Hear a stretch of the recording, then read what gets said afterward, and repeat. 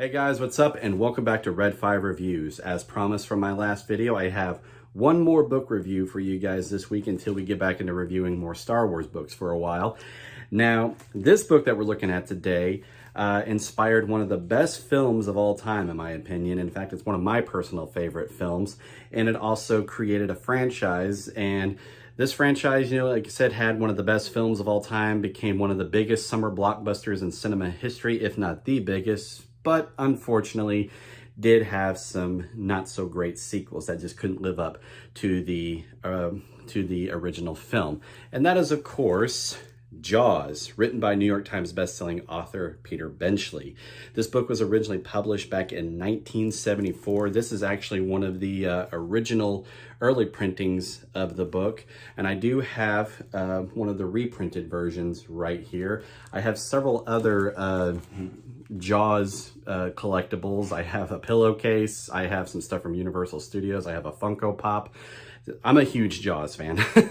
But now, like I said, the book, both the book and the film were both financial successes. And in most cases, it's normally the book that is better than the film that it inspired. But is it the same in this case?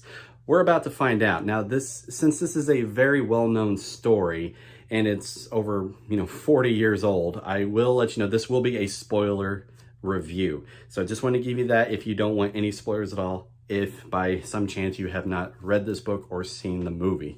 But with that said, guys, let's do this. After a young woman is attacked and killed by a large great white shark, the police chief of Amity Island, Martin Brody, seeks to rid the town of this shark and protect the citizens.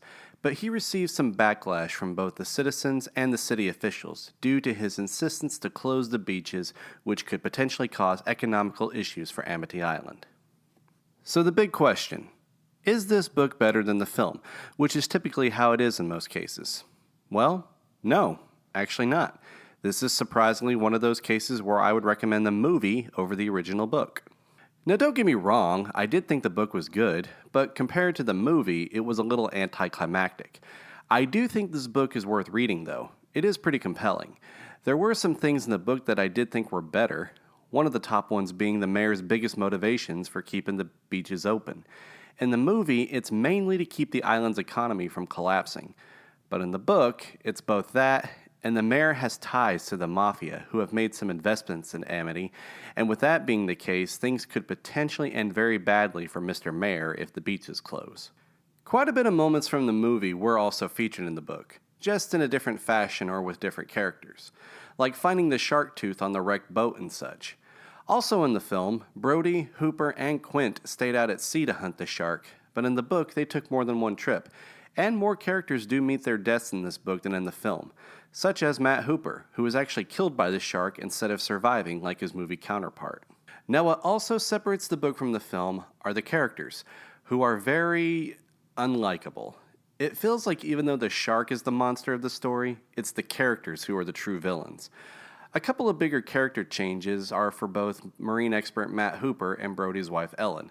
Hooper is more of a pretentious snob who, with almost no hesitation, has an affair with Ellen Brody, who throughout the book has been resenting her husband and her life as she craves for the fun, adventurous life she had before settling down.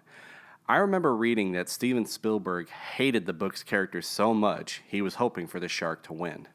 Now, as mentioned earlier, the book is very anticlimactic compared to the film, especially the ending. We don't get an epic showdown between Brody and the shark with gunshots and exploding tanks.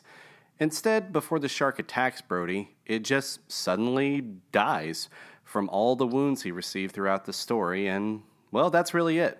Nothing really remotely important happens after that, so, yeah, it was kind of an abrupt ending. Again, I didn't think the book was bad necessarily. It's definitely not as good as the movie, but I think it's worth the read for a fun comparison, and it is still a classic book, especially considering it inspired a whole franchise. The book is a little more graphic than the film, so just be aware of that if you decide to read it.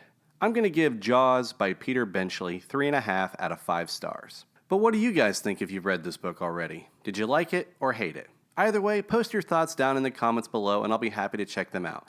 And thanks so much for checking out this review, everyone. Hope you enjoyed it and found it helpful.